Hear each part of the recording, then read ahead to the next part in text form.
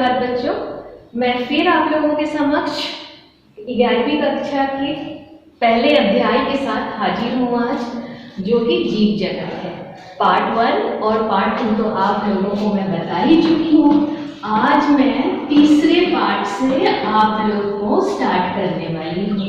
तो कौन सी 11वीं कक्षा की पहले अध्याय से हम लोग शुरू कर रहे हैं। और ऑलरेडी मैं तो आप लोगों को दो क्लास ले चुकी हूँ इस पर। ये मेरा तीसरा और अंतिम क्लास है फर्स्ट अध्याय के लिए। तो जीव जगत में पिछले 2 दिनों में हम लोगों ने जो देखा थोड़ा सा उसको याद कर लेते हैं। और उसके पहले मैं अपने आप को परिचित करवा दूँ आप लोगों से। मैं काकोली साहा, शिक्षिका, जीव विज्ञान शिक्षिका, DAV पब्लिक स्कूल CCL की। तो चलो पहले हम लोग देख लेते हैं पहले 2 दिनों में हम लोगों ने क्या सीखा। पहले तो हम लोगों ने क्या देखा, जीव जगत में मीन्स ये जो लिविंग वर्ल्ड है, इसमें हम लोगों ने देखा जो जीव जो है उसको किस आधार पर हम लोग सजीव और निर्जीव बोलते हैं। हमेशा बचपन से जो जानते आए हो वो ऐसा नहीं है। जो कैरेक्टर्स आपको जो लक्षण बताए गए थे वो सजीव के लिए सटीक है या निर्जीव के लिए सटीक है। तो मैं ऑलरेडी बता चुकी हूँ, वृद्धि है, जनन है, ये 2 को हम लोग विशिष्ट लक्षण में नहीं ला सकते हैं। क्यों नहीं ला सकते हैं ये भी हम लोग बाकायदा बहुत डिटेल में डिस्कस कर चुके हैं। इसके अलावा और बाकी जो था मेटाबॉलिज्म था, सेल्फ कॉन्शियसनेस था, ये सारा कैरेक्टर्स जो है, अडेप्टेबिलिटी, तो ये सारा चीज जो था वो क्या था, विशेष लक्षण में हम उनको डाल सकते हैं। इसके बाद हम लोगों ने पिछले क्लास में क्या देखा, डाइवर्सिटी, जैव विविधता। मतलब इतना अपार संग्रह हमारी पृथ्वी में जीवों का है कि एक एक जीव को हम अलग रखकर उसका आइडेंटिफिकेशन या उसका क्लासिफिकेशन अलग अलग करके करना, उसका नामकरण करना या उसकी पहचान करना बहुत मुश्किल है। उसको क्या करना पड़ेगा बच्चों, वर्गीकरण करना पड़ेगा या क्या है, वर्गीकी। इसी से क्या आया, एक ब्रांच ऑफ बायोलॉजी आया जिसको हम लोगों ने क्या डिस्कस किया था, taxonomy. What, taxonomy. And already हम लोग आप लोग को बता चुके हैं, taxonomy is nothing but naming, identification and classification of organism. मतलब पहचान करना, जीवों की पहचान करना, उसका नामकरण करना, फिर उसको क्या करना, वर्गीकरण करना, उसको सही जगह में सम्मिलित करना। तो ये सारी चीज़ों को हम लोगों ने कल देख चुके हो। और पिछले 2 पार्ट में हम लोग इसी चीज़ को लेकर आगे बढ़े थे। तो चलो आज कुछ नया लेकर और पाठ को आगे लेकर चलते हैं। तो आज हम लोग पहले क्या देखेंगे, वर्गीकरण। किसमें आ जाएंगे, क्लासिफिकेशन मतलब वर्गीकरण। वर्गीकरण के 7 वर्ग हैं। क्या है, 7 वर्ग हैं। क्या, 7 वर्ग है। और वो 7 वर्ग को आप लोगों को याद कर लेना है। पहला सबसे जो बड़ा है जो है वो क्या है, जगत। वो क्या है, जगत, किंगडम बोलते हैं ना, प्लांट किंगडम, एनिमल किंगडम। कौन सा जगत, पेड़ पौधों वनस्पति का जगत या क्या है, जीव जंतु का जगत है। पेड़ पौधे के जगत में क्या हो जाएगा, सारे पेड़ पौधे आ जाएंगे। जीव जंतु में, सारे एनिमल किंगडम में सारे जीव जंतु आ जाएंगे। तो आपको ये याद रखना है, जगत, संघ, वर्ग, गण, कुल, वंश, जाति। ऐसा नहीं है बेटा, हमेशा याद रखोगे।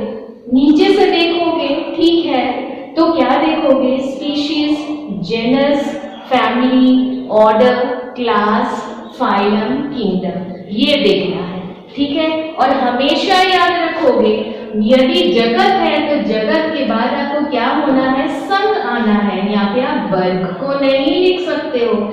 ये एक सिस्टमेटिक वे में अरेंज्ड है, इसको रखा गया है, बहुत ही तरीके से इसको सजाया गया है। वो कैसे और क्यों वो हम लोग बाद में देखेंगे। लेकिन हमेशा यदि नीचे से लिखना है तो इसी क्रमबद्ध में लिखना है, और ऊपर से यदि लिखना है तो इसी क्रम अनुसार हम लोगों को इसको सजाना है।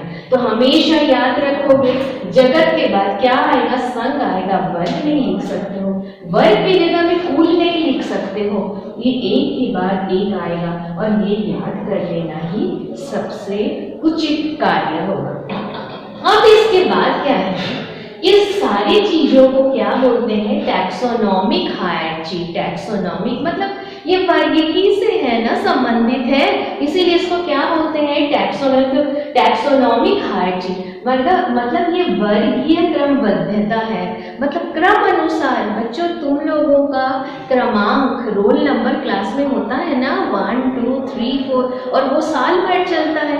ऐसा तो नहीं है जब मन किया रोल नंबर 2 राम का था तो वो चेंज करके क्या कर दिया, श्याम को दे दिया, वैसा नहीं ना है। तो क्रमांक अनुसार जो है रोल नंबर, उसी तरह ये क्रमबद्धता है। किसका है? वर्गीय मतलब वर्ग की मतलब टैक्सोनॉमिक हायरार्ची है। तो ये कैसे आता है, नहीं आता है, वो हम लोग देखेंगे कैसे रिलेटेड है ये वर्गीय से। कल तो ऑलरेडी हम पिछले क्लास में हम लोगों ने ऑलरेडी देखा ना बाइनोमियल नोमेनक्लेचर, मतलब द्विनामकरण पद्धति। द्विनामकरण पद्धति उसमें क्या था? एक एग्जाम्पल मैं बताने जा रही हूँ जो कि कल भी मैं बता रही थी। वो क्या है? आम का है। क्या है? Mangifera indica. क्या है वो? Mangifera indica. तो ऑलरेडी मैं कल बता चुकी थी आप लोगों को, ये किसके लिए बॉटनिकल नेम है? आम के लिए। किसके लिए? आम के लिए। तो ये जो इंडिका है ये क्या है? जाति है। ये क्या है? जाति है। और इंग्लिश में इसको क्या बोलते हैं? स्पीशीज या स्पेसिफिक एपिथेट। और ये जो मैंजीफेरा है ये क्या है? वंश है। ये क्या है? वंश है। और ये वंश क्या डिनोट करता है, क्या दर्शाता है? ये जेनस को दर्शाता है। किस चीज को दर्शाता है? जेनस को दर्शाता है। तो ये चीज, तो ये दो चीज हम लोगों ने कल देखा था। आज हम लोग इसको और आगे ले जाएंगे और क्या देखेंगे? पहले तो देखो बच्चों, हम बोले ना आप लोगों को ऊपर से लिखोगे तो ये क्रम अनुसार लिखना है, नीचे से लिखोगे तो ये क्रम अनुसार को आपको फॉलो करना है, एकदम ये अनिवार्य है। इसके अलावा क्या देखोगे? मैं और क्या बताना चाहती हूँ, नीचे से ऊपर क्या हो रहा है? ये जो हम ये देख रहे हो ना, जाति वंश स्कूल से जैसे ऊपर की तरफ बढ़ते हैं हम लोग जाते हैं तो जीवों की समानताएं क्या होती है? घटते जाती है। क्या होती है? घटती जाती है समानताएं। अब ले लो यहाँ पे जगत में, मैं बोली ना जगत में सारे पेड़ पौधों को, सारे चीजों को कहाँ रखा जाता है? वो प्लांट किंगडम मतलब पौधे वाला वनस्पति जगत में रखा जाता है। तो हर एक पौधों की समानताएं क्या देख पाओगे? हर एक पौधे एक ही तरह होते हैं? नहीं ना होते हैं। पौधों में भी तुम खड़े हो जाओ अपने बगीचे में या सिर्फ एक ओपन कहीं खेत में चले जाओ और चारों तरफ अपनी नजर को घुमाते रहो, क्या देखोगे?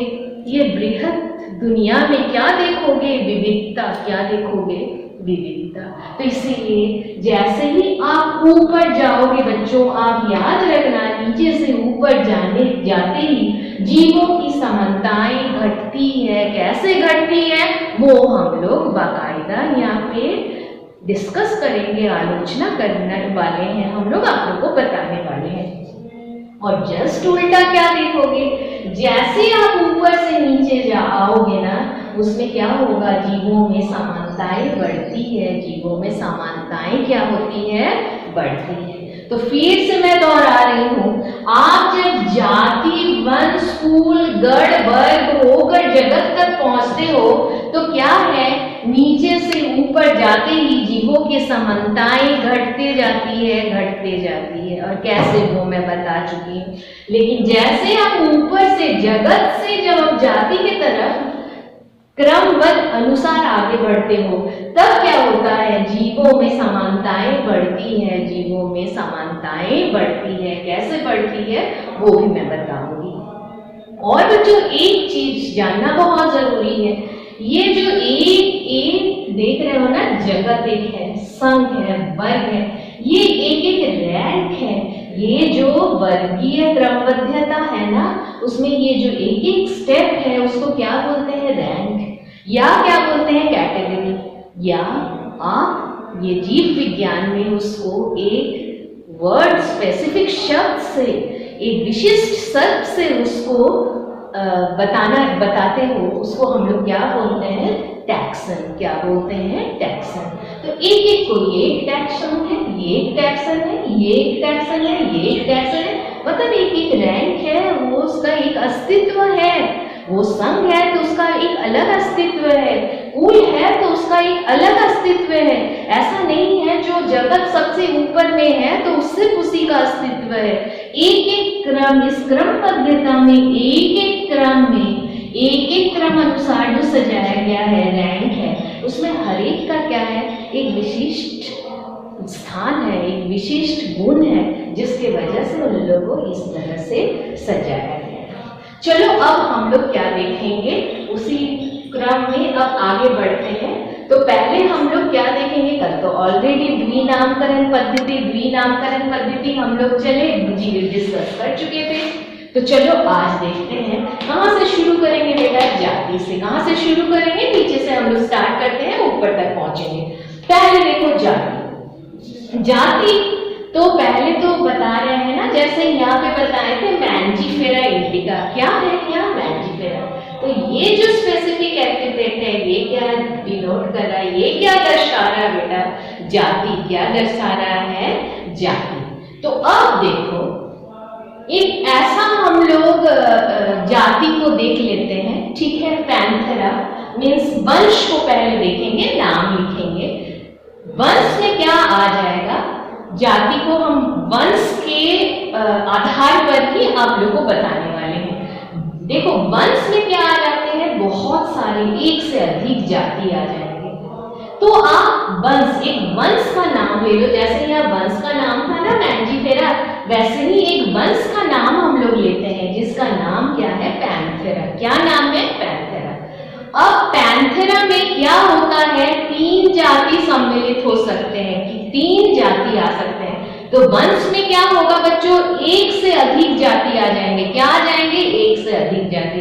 पैंथेरा में ले लो, कितनी जातियां आ सकती है? 3। कितने? 3। वो कौन कौन सा है? देखो ये क्या है? लियो। क्या मतलब? शेर। टाइग्रिस। लियो मतलब शेर, टाइग्रिस मतलब बाघ आ जाएगा, और पांडस आ जाएगा, ये लेपर्ड आ जाएगा। तो देख रहे हो कि नहीं, वंश में आप क्या देख रहे हो? एक वंश में आप कितने जाति को सम्मिलित कर सकते हो? 3। कितने को? 3। यदि शेर को हम अलग रख देते, बाघ को अलग रख देते, चीता को अलग रख देते, तो वो जो ICZN नॉमेनक्लेचर है, मतलब international code for zoological nomenclature है, तो क्या होता? वो शायद उसके लिए, इतने सारे जीवों के लिए वो जगह नहीं दे पाता एक एक को। इसलिए वंश क्या है?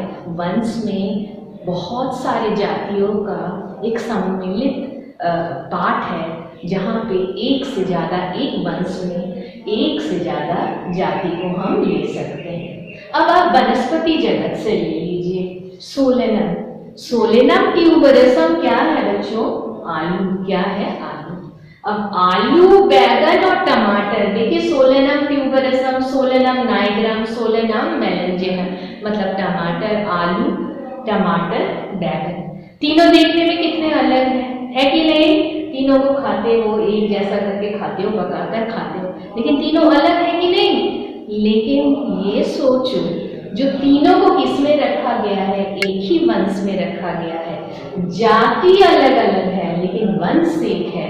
वो वंश कौन सा है? सोलेनम है। वो वंश कौन सा है? सोलेनम है। तो इसी तरह वंश को कैसे? तो सबसे पहले क्या है बच्चों? जाति। समानताएं बहुत ज्यादा है इसमें, मॉर्फोलॉजिकल सिमिलैरिटीज बहुत ज्यादा है। मॉर्फोलॉजिकल मतलब बाहर से देखकर जो आप विशिष्ट गुण या लक्षण को देख रहे हो, वो समानताएं जाति में बहुत ज्यादा है।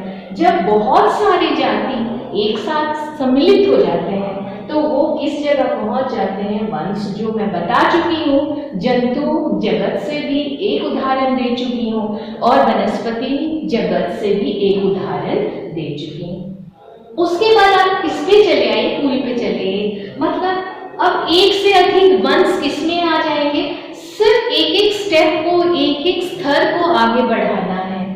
जाति, बहुत सारे, एक से अधिक जाति वंश, एक से अधिक वंश कुल, एक से अधिक कुल किसमें आ जाएंगे, गण, गण में आ जाएंगे। तो इसी तरह सब कोई आगे ऊपर चलते रहता है, ये क्रमबद्ध अनुसार हम लोग आगे बढ़ते रहते हैं।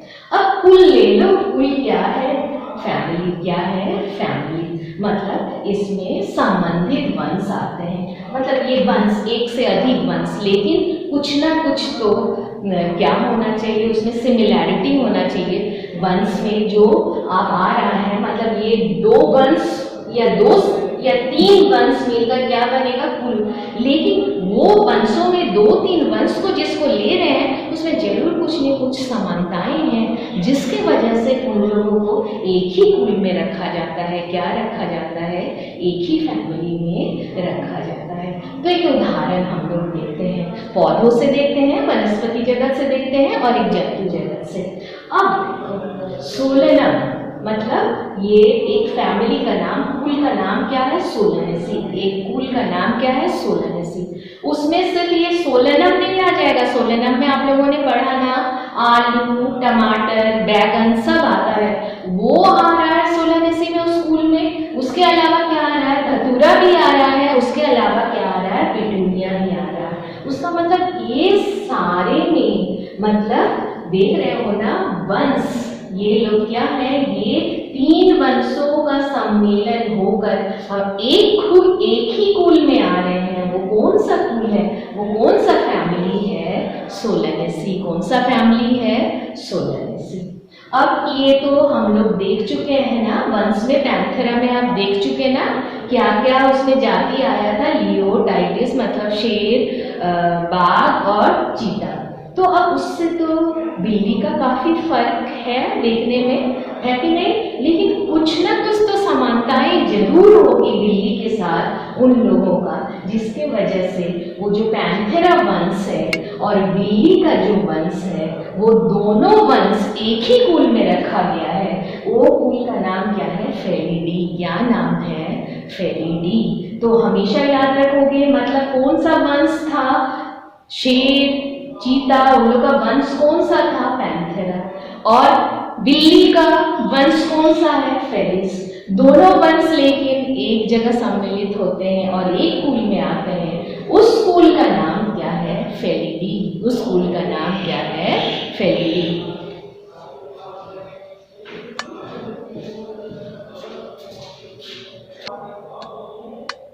चलो, अब हम लोग तो देख चुके थे, कुल तो देख चुके हैं। अब हम लोग इस पे चले आएंगे, ऑर्डर। तो मैं बोल रही थी ना, एक से अधिक जाति वंश में आ जाएंगी, एक से ज्यादा वंश कुल में आ सकता है। तो इसी तरह आप देखोगे, एक से अधिक कुल किस में आ सकते हैं, ऑर्डर में आ सकते हैं। किस में आ सकते हैं, ऑर्डर में आ सकते हैं। देखो, दो फैमिली का नाम ले लो, एक क्या है, सोलनेसी, दूसरा क्या है, कॉर्कोलुलेसी। तो दोनों किस में आ जाएंगे, एक नए ऑर्डर में आ जाएंगे, वो क्या है, पॉलिनोमियल्स। तो आप धीरे धीरे देख रहे हो ना, ऊपर जैसे हम लोग बढ़ रहे हैं वैसे ही क्या हो रहा है, समानताएं घट रही है। और इसी तरह एक से अधिक ऑर्डर किस में आ जाएंगे, क्लास में आ जाएंगे। एक से अधिक क्लास वर्ग किस में आ जाएंगे, फाइलम में आ जाएंगे। और याद रखोगे बच्चों, ये जो वर्ड है संघ, मतलब ये जो फाइलम वर्ड है, इंग्लिश में फाइलम किसको, जंतु जगत के लिए हम लोग इसको यूज करते हैं। और डिवीजन, और क्या है, डिवीजन। यदि हम डिवीजन यूज करते हैं वर्ड को, वो किसके लिए, वनस्पति जगत के लिए करते हैं। और बहुत सारे संघ जब एक साथ आ जाएंगे, मतलब तब क्या हो गया, किंगडम। तब क्या हो गया, जगत। तब क्या हो गया, जगत। तो इस क्रम अनुसार आप लोग क्या करो, पढ़ते रहो, याद रखो। और कुछ उदाहरण जो मैं अभी बताई उसको ध्यान से देखो और समझने की कोशिश करो, कैसे क्या हो रहा है, क्यों हुआ, कैसे हुआ। तो चलो, आज हम लोग एक दूसरे विषय पर, इसी अध्याय के एक बहुत ही रोचक मतलब टॉपिक पर हम लोग डिस्कशन आज करने वाले हैं। और देखोगे बहुत ही अच्छा लगेगा वो सुनकर। ठीक है, तो देखो ये वर्गीकरण या वर्गीकी की पढ़ाई के लिए ऐसा नहीं है जो क्लासरूम में बैठ के या घर बैठे हम उसकी पढ़ाई कर लेते हैं। उसकी पढ़ाई करने के लिए, जैसे ये तुम लोगों को पढ़ाने के लिए मैं क्या चीज का उपयोग कर रही हूँ, ये डस्टर है, ये चौक है, ये एक स्टिक तो नहीं है लेकिन इंडिकेटर है पढ़ाने के लिए। तो ये सब चीज़ों को किस चीज़ में हम लाएंगे, क्या बोलते हैं, टीचिंग एड्स। क्या बोलते हैं, टीचिंग एड। मतलब शिक्षण कार्य में मुझे जिस चीज़ों का सहायता लेनी पड़ रही है आप लोगों को समझाने के लिए, तो उसको क्या बोलते हैं, एड्स। क्या बोलते हैं, एड्स। तो ये वर्गीकरण, ये जो ब्रांच ऑफ जीव विज्ञान है, इसमें जो ब्रांच है वर्गीकी, उसकी पढ़ाई करने के लिए या उसको जानने के लिए भी कुछ एड्स का, कुछ सामग्री का जरूरत होता है। उसको हम लोग क्या बोलते हैं, टैक्सोनॉमिकल एड्स। क्या बोलते हैं, टैक्सोनॉमिकल एड्स। ठीक है, उसको क्या बोलते हैं, वर्गीकी या वर्गीकरण के लिए जो सामान, जो विशिष्ट सामान का यूज होता है, उपयोग होता है, उसको क्या बोलते हैं, टैक्सोनॉमिकल एड्स। और ये सिर्फ वर्गीकी रिसर्च के लिए नहीं, अनुसंधान कार्य के लिए नहीं, या आप लोगों को शिक्षण संस्थान में पढ़ाने के लिए सिर्फ नहीं है। इसका उपयोग बहुत जगह है बच्चों, इंडस्ट्रीज में है, दवाई की कंपनियों में है, बहुत सारे आयुर्वेद की दवाई वगैरह कहाँ से आते हैं, जड़ी बूटी पेड़ पौधों से आते हैं। तो सारा चीज कहाँ से आएगा, एक पहाड़ी में कहीं पे कुछ जड़ी बूटी, कैंसर का दवाई का, किसी जड़ी बूटी से कैंसर बीमारी का सोचो उसका इलाज किसी को मिला, वो जड़ी बूटी से होगा। वो जड़ी बूटी कैसे कोई जाके लेकर आ सकता नहीं, अनुसंधान के बाद उसको क्या देखा गया, हाँ वाकई वो कैंसर की कोशिकाओं में और को रोकने में, उसके फैलने को रोकने में, उसकी विभाजन को रोकने में वाकई उस जड़ी बूटी का काम बहुत उपयोगी है। यह जड़ी बूटी बहुत उपयोगी है उस इनहिबिशन करने के लिए, उसको रोकने के लिए। तो इसीलिए क्या देखोगे, टैक्सोनॉमिकल एड्स का बहुत ज़रूरत है। और ये जो पढ़ाई है, वर्गीकी की जो पढ़ाई है, टैक्सोनॉमी की जो पढ़ाई है, उसके लिए जानते हो बहुत ही ज़्यादा अनुसंधान और क्या जरूरी है, बहुत, और फील्ड वर्क। आप क्या देखोगे, फील्ड वर्क, मतलब आपको निकलना पड़ेगा, कहाँ जाना पड़ेगा, पहाड़ में जाना पड़ेगा, खेत में जाना पड़ेगा, जंगल में जाना पड़ेगा, वहाँ पे जाके क्या करना पड़ेगा, आपको इकट्ठा करना पड़ेगा वनस्पति जगत के सारे डिफरेंट वेराइटीज ऑफ प्लांट्स को। उसके बाद आपको क्या करना पड़ेगा, उसको लाना पड़ेगा कहाँ, आपका अनुसंधान केंद्र में लाना पड़ेगा, या सरकार से परमिशन, सरकार का लिया हुआ परमिशन वाला कोई भी संस्थान है उसके उस जगह पे आपको लेके पहुंचना पड़ेगा तब। और पहुंचना कैसे है, ऐसे ही नहीं ना तुम पौधे को उखाड़ कर लेके और पॉलीथीन में डाल के आ सकते हो, नहीं, बिल्कुल कतई नहीं। तो उसके लिए क्या है, कैसे वो हम लोग वो वर्गीकी की पढ़ाई करेंगे और क्या क्या यूज करते हैं उसको देखेंगे। तो सर्वप्रथम हम लोग किसको देखेंगे बच्चों, हर्बेरियम को। किसको देखेंगे, हर्बेरियम। अब मैं आप लोगों को बताऊंगी ये हर्बेरियम क्या है। चलो बताते हैं हर्बेरियम। अब देखो, कोई भी तुम लोग के उदाहरण से ही मैं बताती हूँ। तुम लोगों को एक अजीब सा पौधा लगा, ये अजीब सा पौधा है, तो शायद मैडम को दिखाना चाहिए, मैडम शायद कुछ रोशनी डाल पाए इससे। तो क्या करोगे, उस पौधे को उखाड़ कर लेके चले आओगे। यदि छोटा पौधा है तो उसको उखाड़ कर लेके आ सकते हो। एक बड़ा सा पेड़ देखे तो उसको तो तुम उखाड़ कर ला नहीं सकते हो, तो उसको, उसके लिए तुम क्या करोगे, उसके टहनी को या उसके ताना को या शाखा को, किसी पार्ट को, किसी अंग को तोड़कर मेरे पास लेकर आओगे। बोलोगे मैडम ये हम लोगों के घर के पास है, ये बताइए कौन सा पौधा है, ये नया है हम लोगों के लिए। लेकिन वो तो तुम मुझे क्या कर रहे हो, उसी दिन दिखा रहे हो। लेकिन कोई पौधा, कोई अजीब सा पौधा, कोई नया पौधा आज हमको दिखा और उसका कोई पहचान किसी ने नहीं कर पाया, सबके लिए वो नया था, उसको कहाँ भेजना पड़ेगा? अनुसंधान केंद्र में भेजना पड़ेगा, या किसी और शिक्षण संस्थान में भेजना पड़ेगा, या किसी जानकार के पास भेजना पड़ेगा। तो वो ले जाते जाते क्या होगा? सूख जाएगा, ख़त्म हो जाएगा। लेकिन नहीं, उसको बचाया जा सकता है। कैसे बचाया जा सकता है? ये हर्बेरियम के तहत। कैसे? हर्बेरियम के तहत। इसमें क्या किया जाता है? जो भी पौधा को हम इकट्ठा कर रहे हैं, उस पौधे का पार्ट को ये देखना पड़ेगा, उसका फूल हो, उसका फूल हो, उस पार्ट में उसकी पत्तियां जो हैं वो सारा बहुत अच्छे से दिखाई दे रहा हो, तना बहुत अच्छे से दिखाई दे रहा हो, मतलब ज़्यादा से ज़्यादा उसका जो कैरेक्टर्स हैं उस छोटे से पार्ट में आ जाए, जिससे कि उसकी पहचान करनी बहुत सुविधाजनक हो जाए। तो हर्बेरियम में एक्चुअली हर्बेरियम बनाने के लिए पहले वो क्या करना पड़ता है? जो भी पौधे को तुम लोगों ने लिया है, जो भी पौधे का अंश को तुम लोगों ने लिया है, उसको क्या करना पड़ेगा बेटा? उसको पहले तुम लोग घर में भी करते होगे, आप लोग को छोटा छोटा प्रोजेक्ट जब मिलता है, उसको क्या करना पड़ेगा? पहले प्रेस करना पड़ेगा, मतलब दबाना पड़ेगा। अच्छे से ले लिए और फिर क्या करो? अखबार ले लो, और उसके बाद उस अखबार के बीच में या ऐसा कोई भी कागज, क्योंकि जानते हो जो भी अंश तुम पौधे का लिए हो उसमें क्या है? मॉइस्चर है, नमी है, पानी है, ठीक है? तो वो क्या करेगा बेटा? ज़्यादा दिन आइदर वो सूख जाएगा या क्या होगा, उसमें कुछ माइक्रो ऑर्गेनिज्म या कीटाणु कुछ लग जाएंगे और वो क्या हो जाएगा? नष्ट हो जाएगा। क्या हो जाएगा? नष्ट हो जाएगा। तो उसको क्या करना पड़ेगा? उसको सुखाना पड़ेगा। तो कैसे? आप धूप में यदि सुखाने के लिए दोगे तो वो पापड़ बन जाएगा और तुरंत टूटना शुरू हो जाएगा।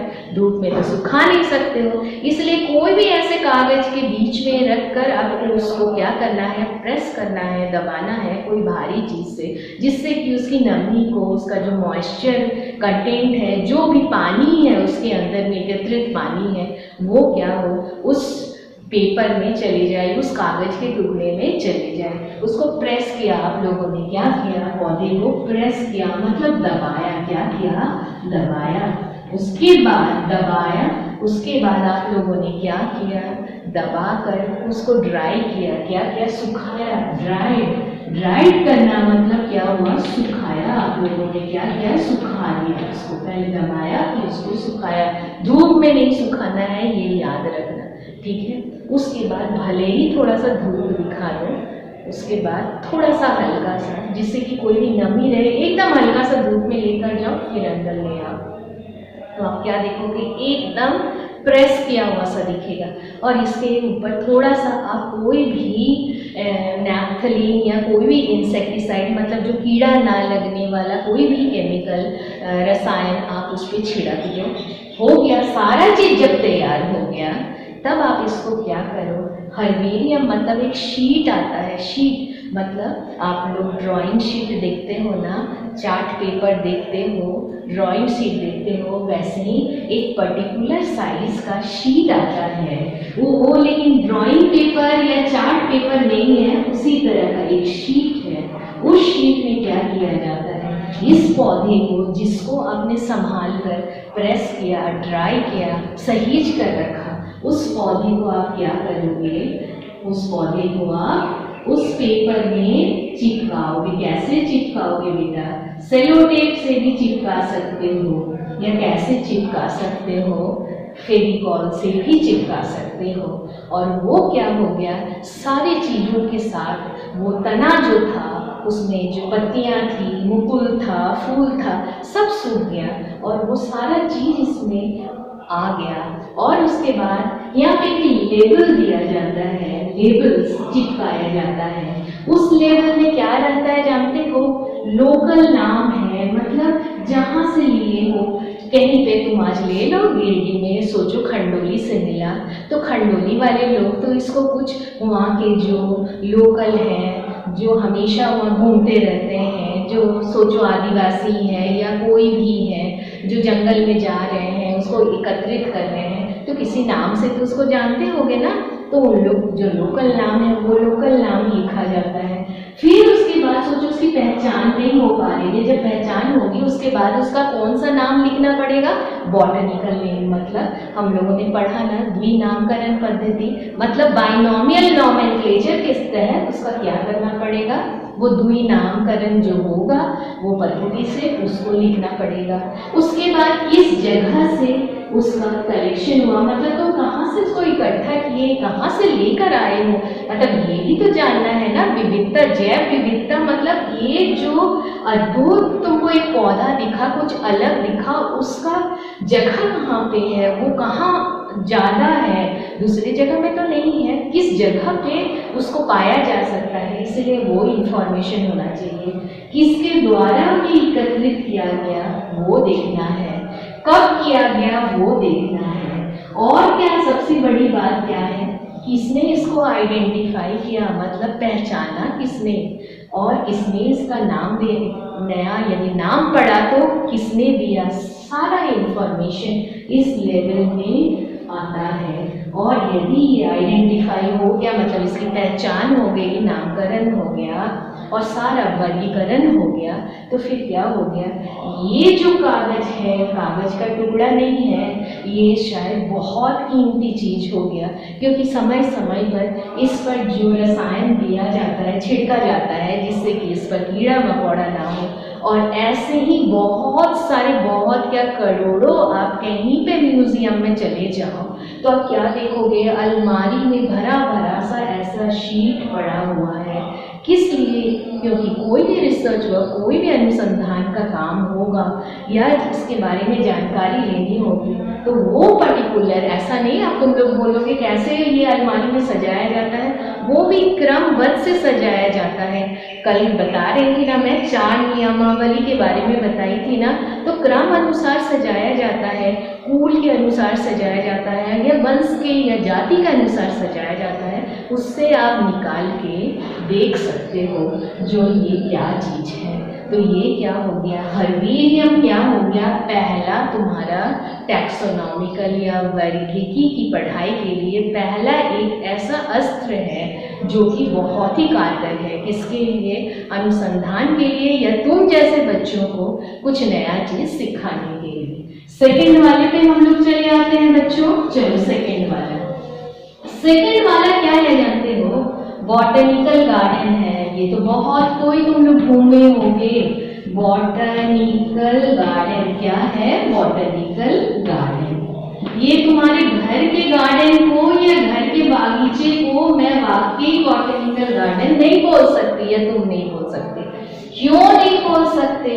क्योंकि उसमें बहुत साधारण सा गुलाब का फूल है, या सूरजमुखी है, या डालिया है, या मतलब कोई भी कैथरंथस है, या कोई भी दूसरा फूल, गेंदा का फूल है, कोई भी फूल है, बहुत साधारण सा है, और जो कि हर एक जगह कोई भी किसी भी दोस्त के घर के बागान में जाओ तो उनको मिल जाएगा।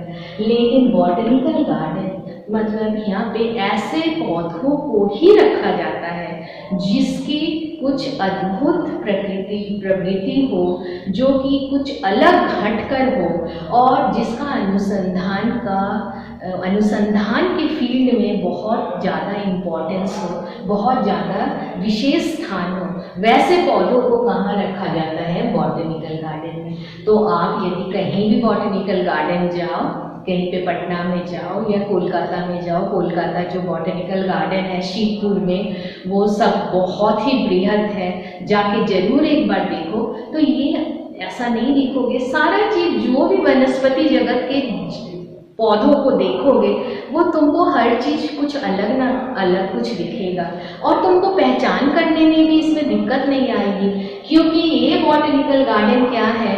एक तरह का अनुसंधान केंद्र ही है, जहाँ पौधे कैसे कैसे उनको कितने तापमान में रखा जा सकता है, कितने तापमान में उसको या फूल होने के लिए कितना तापमान चाहिए, उसको कितना पानी चाहिए, कैसा मिट्टी चाहिए, सारा चीज़ तो वहाँ पे अनुसंधान के तहत किया जा रहा है और उसको उगाया जा रहा है। और तुम लोग यदि कोई बॉटनिकल गार्डन जाओगे तो पहचान करने में, पौधों के पहचान में तुम्हें कोई दिक्कत नहीं होगी, क्योंकि हर एक पौधे के सामने देखोगे क्या रहता है? प्लेट लगा हुआ रहता है, उस पर द्विनामकरण पद्धति से बॉटनिकल नेम होता है। या लोकल नेम होता है, जैसे तुम गेंदा बोल रहे हो या क्या बोल रहे हो, सूरजमुखी बोल रहे हो, या ले लो तुम लोग उड़हुल का फूल ही अभी बहुत कॉमन है, ठीक है ना, तो वो लिखा हुआ रहेगा, लोकल नेम उसका लिखा हुआ रहेगा, और फिर बॉटनिकल नेम भी लिखा हुआ रहेगा, रोजा साइनेंसिस, हिबिस्कस रोजा साइनेंसिस, ठीक है। तो फिर ये तुमको जानने में बहुत सुविधा हो जाएगा जो कौन सा पौधा क्या है। और एक ये भी बच्चों को स्कूल में हमेशा क्या बोला जाता है, आप जब फील्ड ट्रिप में लेके जाते हो बच्चों को, जब एक ना एक फील्ड ट्रिप भ्रमण का कार्य करना बहुत ज़रूरी है, क्योंकि उसमें बच्चे कुछ नया चीज़ सीखते हैं ना। और उसके तहत क्या होना चाहिए, एक भ्रमण कहाँ पे होना चाहिए, बॉटनिकल गार्डन में जरूर होना चाहिए। और सबसे बृहद सबसे बड़ा बॉटनिकल गार्डन इंग्लैंड में है, वो कहाँ है, किस जगह पे, क्यू बॉटनिकल गार्डन इंग्लैंड में। इंडिया में भी लखनऊ में है, और सबसे पास दार्जिलिंग में है, कोलकाता में है, हर जगह चले जाओ बॉटनिकल गार्डन मिलेगा, लेकिन सबसे बड़ा कहाँ है, कोलकाता में। तीसरा हम लोग चले आएंगे म्यूजियम। तीसरा जो एड है वो क्या है, म्यूजियम। वर्गीक को पढ़ने के लिए, जानने के लिए क्या जरूरी है, म्यूजियम।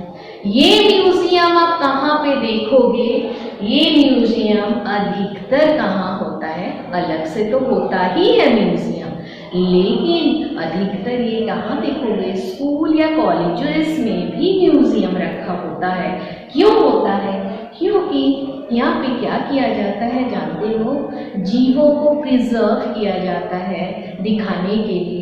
जीवों को प्रिजर्व मतलब क्या है, वो सुरक्षित उसको रखा गया है केमिकल में डालकर। ऐसा नहीं है जो जीव हत्या कर रहे हैं हम लोग, क्या नहीं है, जीव हत्या कर रहे हैं, लेकिन वो किसी न किसी तरह शायद मर गया, कुछ हो गया, तो उसको यदि मिला तो उसको केमिकल डाल के क्या करो, उसको प्रिजर्व करना है। क्या करना है, प्रिजर्व करना है, मतलब उसको आगे की पढ़ाई के लिए, अनुसंधान के लिए उसको सुरक्षित रखनी है।